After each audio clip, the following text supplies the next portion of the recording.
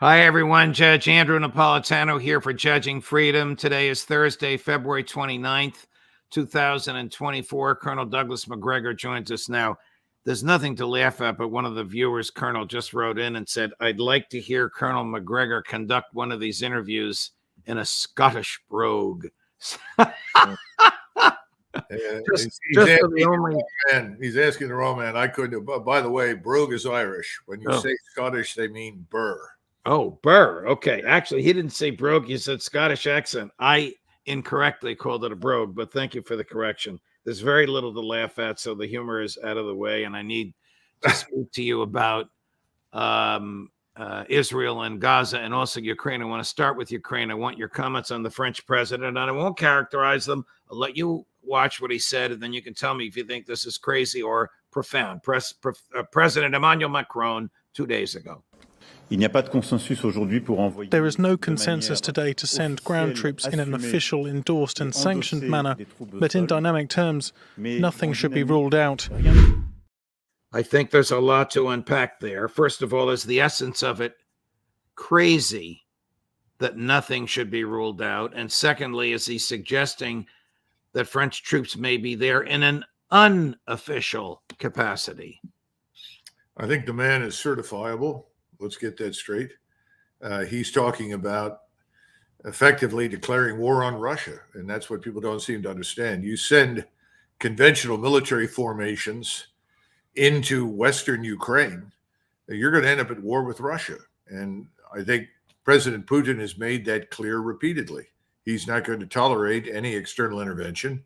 And while he certainly doesn't want a war with NATO, he's made it clear that if any NATO members send their forces, organized forces into Eastern or Western Ukraine with the intention of fighting Russians, they would be at war. You know, one of the things that needs to be kept in mind, there is always the outside possibility that Macron made this public statement so that everybody else in the NATO alliance could immediately distance themselves from him, which is exactly what's happened. Virtually everyone has said, out of the question, we won't do it. Even the United States, in a fit of reasonableness, decided to say it's out of the question. So perhaps that was the reason it was done, but otherwise it makes no sense. Here's one of those responses, the Chancellor of Germany. NATO is not and will not be party to the war. That remains the case. We do not want Russia's war against Ukraine to become a war between Russia and NATO. We agree on this with all our allies. This also means no German participation in the war. To put it bluntly, as German Chancellor, I will not be sending any members of the German armed forces to Ukraine. Our soldiers can count on that, and you too can count on that. Colonel, do you know if there are French or German special forces there, perhaps out of uniform, perhaps called contractors or mercenaries, but they are truly military personnel of Germany and France? I do not. I can't confirm or deny it. I know that British and American special ops forces in small numbers have been on Ukrainian soil. There's no question about it. And some of the attacks that you've seen with drones at sea and some of the missile strikes, they have undoubtedly been assisted enormously by the British SAS. I'm told SAS elements or British special ops elements also play a role in Mr. Zelensky's security. But as far as anything else, no, I cannot confirm it. I wouldn't exclude the possibility that there are others on the ground there trying to help or assist in some way, but I haven't seen it. New York Times had a lengthy piece. I'm sure you saw it. It was somewhat weird. It appears to have been leaked by the CIA because there's a lot of patting on the back of the CIA, claiming that the CIA has 12 bases. I didn't know they called them bases when the CIA builds them. I thought those were what the military built, but whatever. I want to get into a thing about terminology. In Ukraine, I'm sure the Russians know exactly where they are and what's going on there. But my point is, how much help is the CIA providing to Ukrainian intel and Ukrainian soldiers can an argument be made if American special ops out of uniform or in uniform are helping Ukrainian military personnel use American equipment, if that military equipment is being used to send projectiles into Russia, if the projectiles came from the United States of America, Colonel, is the United States starting a war against Russia? Well, strictly speaking, I think you can argue that we have been a co-belligerent along with many of us, our allies, on the basis of what you just described. I mean, that's an easy argument to make. But bear in mind that President Putin, contrary to popular belief in the West, has never wanted a war with the United States or its allies in Europe. Never. Has never had any aspirations to move west to attack anybody. Doesn't now. I think it's important to understand that there are a couple of realities that have dawned on the people in the West. Number one is you can tinker on the margins of this war and pretend that you're having a profound impact. And that's what we've done. But you're not going to fundamentally influence it. Secondly, if you actually provoke the Russians to the point where they feel compelled to fight back, and I'm talking about the introduction of conventional military power, we have no integrated air defenses in the eastern border of Western Europe. In other words, between us and the Russians, there is almost no air defense, air and missile defense capability. That means that in the event that there were a conflict or confrontation and we attack them with air power, which is what a British admiral recently said we might do, we would lose badly because tens of thousands of missiles that we could not stop would rush through and attack every conceivable airfield, port, or installation of any military significance in Poland, Germany, Scandinavia, France, Italy, and the rest of Europe. There's nothing they can't reach. I don't think that comes up for discussion very much. And then we have this assumption that our air power, on which we've depended almost exclusively since the end of the Second World War for any kind of strategic impact and long-range attack, is probably not going to survive contact with all of the Russian air defenses. Right now, we see new air defenses springing up in Syria, northern Lebanon, Iran. I think we're going to see more of it in parts of Iraq. And I think it's going to challenge our air supremacy. It hasn't been there before in any great numbers. It's going to start showing up. We are accustomed to no enemy in the air. Well, the enemy is a missile, and it comes in the form of air defense and anti-missiles. And that's going to change everything. So I think everybody is sobered up and concluded what Scholz said. The other thing is Scholz and most of his colleagues are on very thin ice. They're close to being voted out of office. And he's trying to say, please, please, please, I'm not going to send you to war. Relax. And the Germans will not tolerate a war against Russia. They didn't sign up for it. They don't want it. Here's what President Putin said. This is just a 27-second clip as part of one of his longish speeches in response to President Macron and in response to some other nonsense that came out of Poland. You and I emailed about it. I'm going to ask you about Poland in a minute, and also what the Prime Minister of Great Britain said a week and a half ago that caused his predecessor, who's now the secretary or the foreign minister, to try and pull back from it. But here's cut number 12, Chris. Here's President Putin threatening war over this. They should eventually understand that we also have weapons, and they know it. I just said it now myself. Weapons that can hit targets on their territory. Everything that the West is coming up with now, what they threaten the world with, it can result in a conflict with the use of nuclear weapons, and therefore the destruction of civilization. You surprised he used language that strong, Colonel? No, not at all. I think he felt it was absolutely necessary to make it unambiguously clear that if you attack Russian territory, we reserve the right to respond with whatever we think is appropriate, up to and including nuclear weapons. That's why you possess nuclear weapons in this age. It's really almost exclusively for territorial integrity and protection. And I think he wanted to put to rest, if there was any question in anybody's mind, what happens if you attack Russia, this is the answer. So I think it's a very good way to put the whole issue to bed. And I think that helped to convince Scholz and everybody else to forget it. How dangerous is the leadership of Poland and their inclinations toward a war with Russia? You mean the incredibly stupid comment by Andrzej Duda saying Yes, I do. You and I emailed about that with a Polish friend of ours. yeah, Tell us about it. the world would be better off if no Russia existed? The only thing one can conclude from this sort of thing is immense stupidity, and that's putting it mildly. Anyone who is Polish has more sense than that. I don't know where he's from. He must be from another country. Most of the Poles I know are more sensible than that. It's absurd. It's stupid. We should ignore it. Unfortunately, we cheer it on because we're led by a small minority of people that are very well financed that are determined to do whatever they can to harm Russia. But it's not going to happen. By the way, to get back to your 12 CIA bases, that's very interesting because normally when something like that is deliberately leaked to an outlet like the New York Times, which has contributed to the fiction that Ukraine could win and Russia was going to be defeated, it indicates that we're close to the end. That at some point in the near future, we're simply going to quietly leave. You know, that's what we do. When we create disasters, there's no other way to do it. We just pack our things, get onto the boats, get into the air, and we go home. I think that's coming.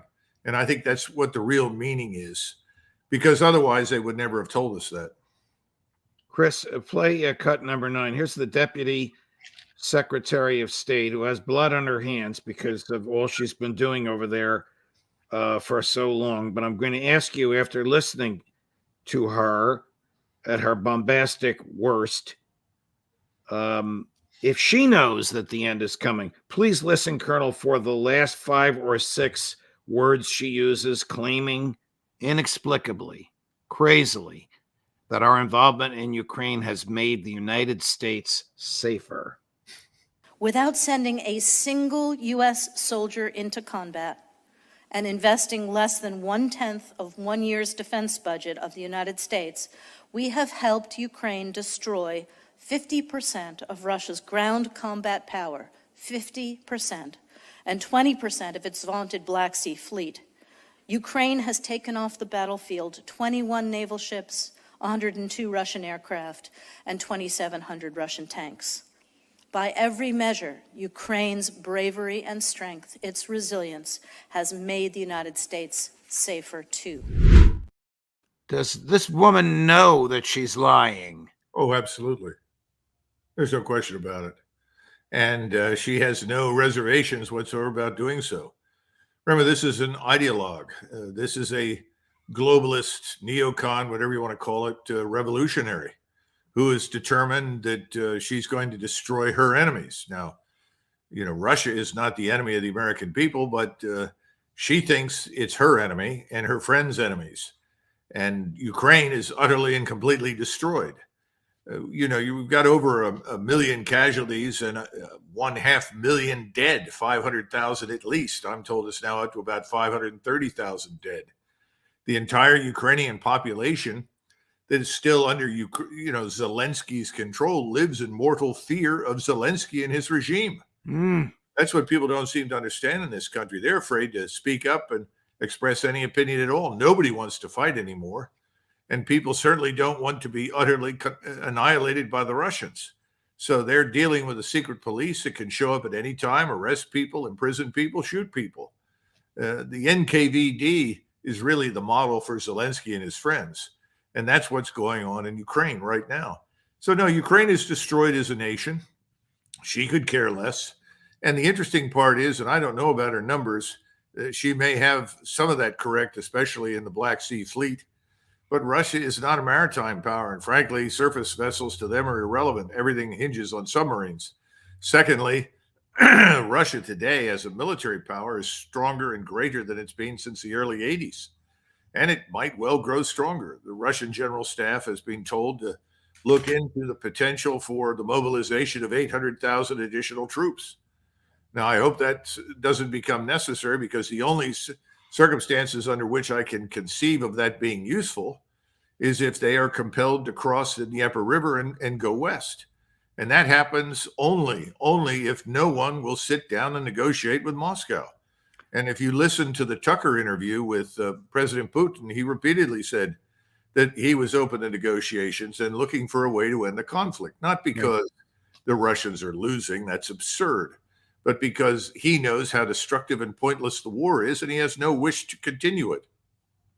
I was moved by a statement by the retirement German general and former chair of the NATO military committee, saying that Putin has no intention whatsoever to conquer Ukraine, notwithstanding what Mrs. Newland, what the President Biden, what Tony Blinken have said. And it made me wonder, do your colleagues, retired senior military people in Western Europe, have this general sober view that you do, or do they have the maniacal view of the American neocons?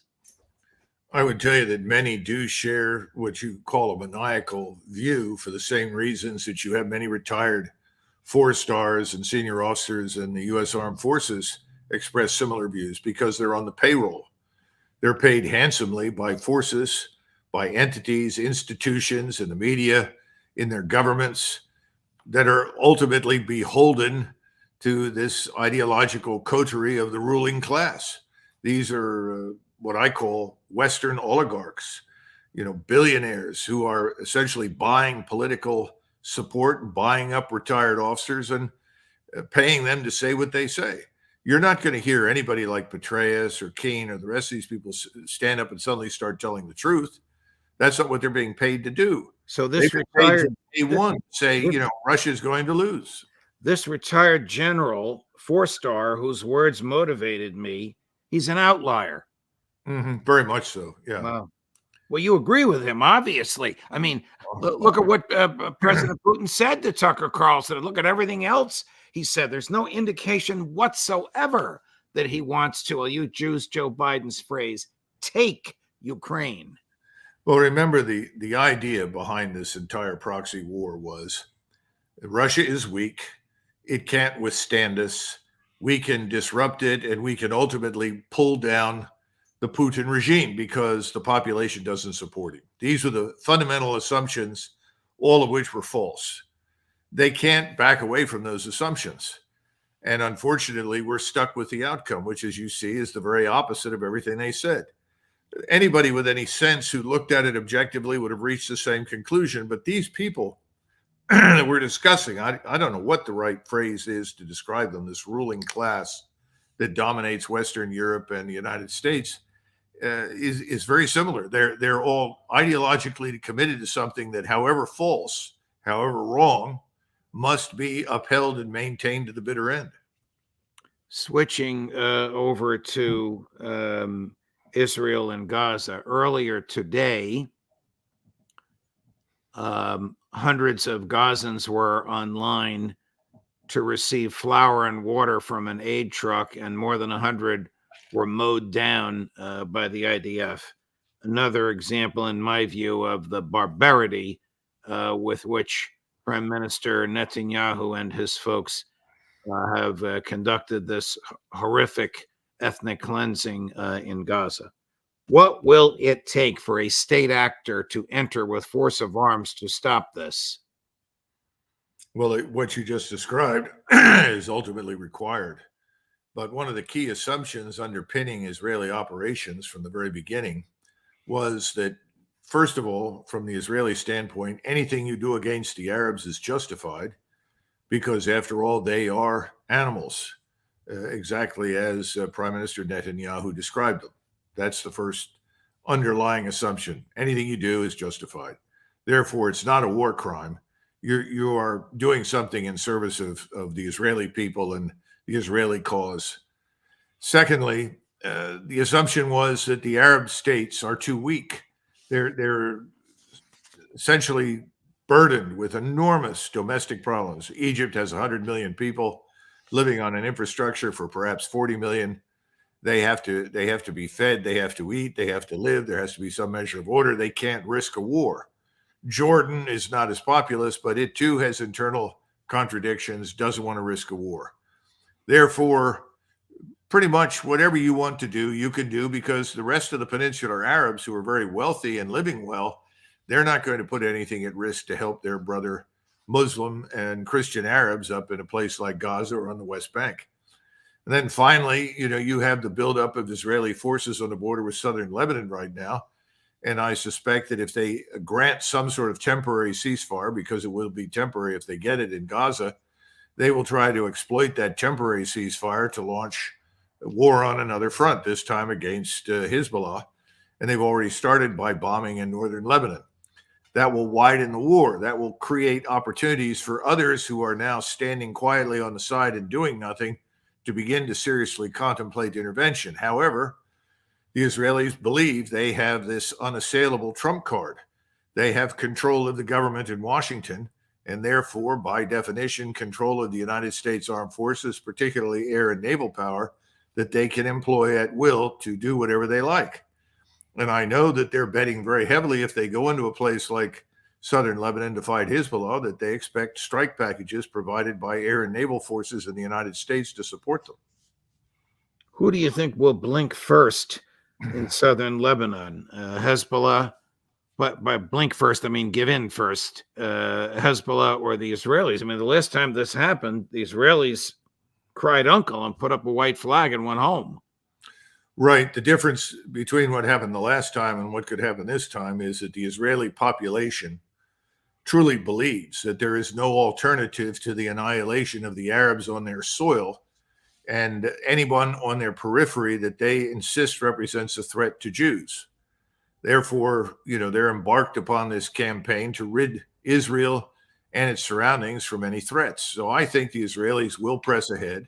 The population will support it. And again, they're betting heavily that we will show up and reinforce them. The question then is what happens after that. The peninsular Arabs are obviously not going to do a great deal, but they can finance others who will. The real question in the region is Turkey. What will the Turks do? The Turks have been in Egypt. They held private discussions with the Egyptians. General Sisi was very happy with the outcome of those talks. I rather suspect that Egypt, which is viewed as a former Ottoman possession, will not be abandoned by the Turks. Then the question is, what do the Turks do once the Israelis press into southern Lebanon? That will depend upon Iran. I'm not sure the Iranians are prepared to sit and watch the southern portion of Lebanon utterly pulverized and Hezbollah destroyed. So then the question is, does this become wider? Do we end up at war with Iran and not simply in a supporting role for Israel? That obviously would be manna from heaven, to put it bluntly, for the Israelis, or so they think.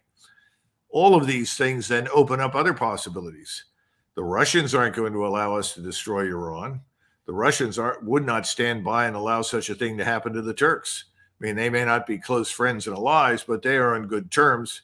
I'm certain the Russians would intervene to support the Turks to the extent that they can, as well as the Iranians. And then, of course, China is in the background, lives in fear that it will be denied access to the oil and gas that it desperately needs from the Persian Gulf and the food that comes to it from West Africa, or East Africa, rather. So it's too soon to say. It's going to take another month or two. I would say, again, mid-April to late May for things to coalesce. But we stand an excellent chance of seeing a real regional war break out that will ultimately be directed against us as well as Israel. Are there American special forces on the ground? I think I know the answer to this, because there's a picture of Joe Biden shaking hands with them, and then the White House took the picture down of American special forces in American uniforms intermingled with Israeli IDF somewhere in Israel. Oh, absolutely. No question about it. I know that some have been wounded and probably some killed that went into the Gaza Strip. I don't know the details, but clearly we are very involved there to help and assist. And this is the problem that Americans don't come to terms with, because, quite frankly, Americans aren't focused on any of it. The United States population is focused on the southern border, the 9-10 million illegals that are poured into our country, the deterioration in the rule of law, the failure to deal with the criminality, the disintegration, frankly, of the United States at home. Those are the things that Americans are focused on. They're not really interested in the Middle East. They certainly were never interested in Eastern Europe. But what I see happening is a gradual disengagement from the Ukrainian catastrophe, and we will treat that pretty much as the way we treated Vietnam. Well, that's over. Stop talking about it. The media will comply, and people will then focus elsewhere. And I suspect that will be largely in the Middle East. The question is how large the conflagration in the Middle East becomes before we finally intervene ourselves in some way and say stop. We're a long way from that. Right now, everyone is pleased as punch to sit back in Washington and watch Gaza annihilated. I'm going to prevail upon your aptitude for domestic American politics. Were you surprised that 100,000 Democrats in Michigan voted none of the above the other day when the alternative was the sitting president of the United States? And do you think Joe Biden would take us to war in the Middle East with some scatterbrained idea that a wartime president has a better chance of getting reelected? You know, I don't think Joe Biden is going to take us anywhere. If he did, he'd need more than a GPS. I don't think he's a driving force of any kind. The people that are making decisions are really behind the scenes. They're the ones shaping policy. They have lots of facades. You know, Blinken is a good facade. Newland is a facade. All of these people are front men, if you will, for the people behind the scenes making the decisions who have all the money. Look what's happening in Congress. Do you see anybody expressing any concern about the humanitarian catastrophe we've caused in Ukraine, or the humanitarian catastrophe that's rapidly developing in Israel that could not happen without us? I don't see it. So I'm not surprised. I just don't know what it means. I mean, everybody I talk to, says, well, we'll get to the election, then there'll be change. I think increasingly people are looking at it and they're saying, change? Where does the change come from? Who's going to change anything? Somebody was lecturing me the other day because I have great affection for President Trump, and he pointed out to me, well, Doug, I understand that, but keep in mind that when Trump was running for office in 2016, everywhere he went, he listened to crowds of thousands, tens of thousands chant, build the wall, build the wall. Ultimately, what did he do? As soon as he was elected, he decided that he needed to address Obamacare. Yeah. So there's a lack of confidence that anybody will stand up and do anything that is really fundamentally in the interest of the American people. Colonel Macgregor, thank you very much, my dear friend. Thank you for your time, and thanks for your analysis. As always, I know you're busy and much in demand, and we greatly appreciate it and hope you can come back next week. Oh, yes. Thank you, Judge. Thank you. Bye-bye. A brilliant, sophisticated American patriot. Coming up at 4 o'clock, another American patriot, Professor John Mearsheimer, and at 5 o'clock, Scott Horton, Judge Napolitano for Judging Freedom.